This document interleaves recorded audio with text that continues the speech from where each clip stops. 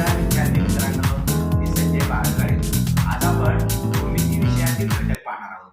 भूमितीमध्ये अनेक आकृत्या येत असतात. कोन कसा काढायचा ते आपण पाहणार आहोत. कोन काढताना कोनमापकाचा कसा वापर करावा हे विद्यार्थ्यांना समजत नाही. कोनमापक कसा धरावा, कोनावरचे अंक कसे पाहावेत, मोजपट्टीचा वापर कसा करावा याविषयी आज आपण सविस्तर पाहणार आहोत. नमस्कार विद्यार्थी मित्रांनो, आज आपण इयत्ता 5वी विषय गणित यातील प्रकरण कोन पाहणार आहोत.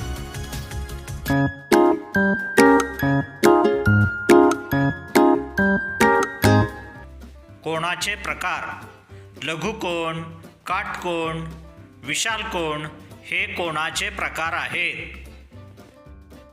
हा हाताने काढलेला कोन आहे.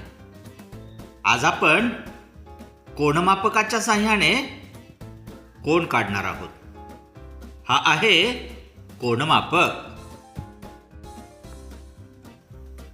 अर्धवर्तुळाकार कडेचे समान 180 भाग केलेले आहेत.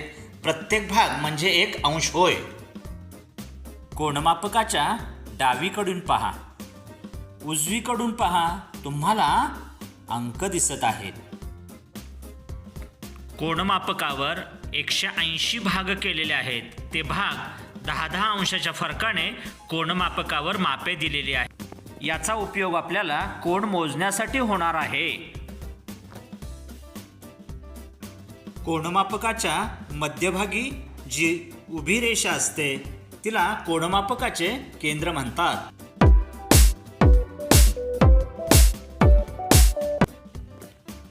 कोनमापकाच्या तळाला जी रेघ दिसत आहे ती संदर्भ रेघ किंवा तळरेघ असे म्हणतात.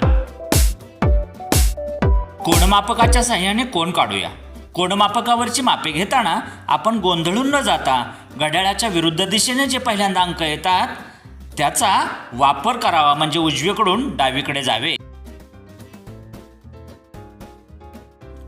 60 अंश मापाचा कोन काढूया. प्रथम बिंदू घेऊ. मोजपट्टीने उजवीकडे जाणारा किरण काढू. आता कोनमापक घेऊन कोनमापकाचं केंद्रबिंदूवर ठेवून तळरेघ आपण काढलेल्या रेघेशी तंतोतंत जुळवून घेऊ. सांगितल्याप्रमाणे उजवीकडून डावीकडे येणारे कोनमापकावरील मापे पहा. 60 या अंशावर बिंदू काढू.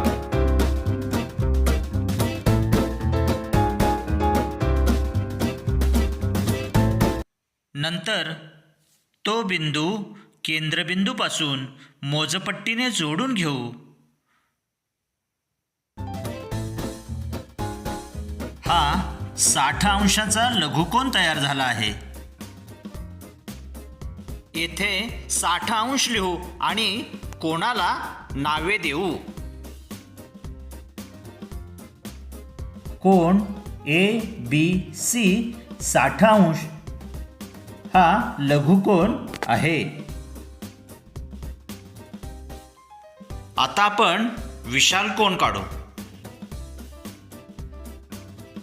115 अंश मापाचा कोन काढू. प्रथम बिंदू काढून एक रेषा काढावी.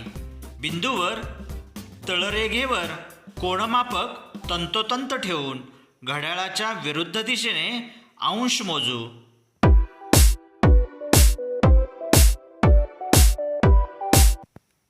एकशे 15 अंश दिसत नाही.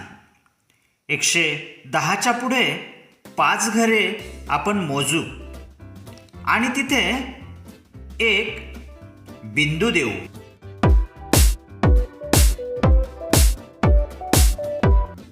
नंतर तो बिंदू जोडूया.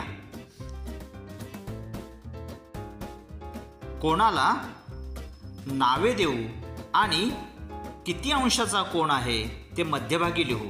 हा विशाल कोन आहे. कोन XYZ 115 अंश. समजले का तुम्हाला?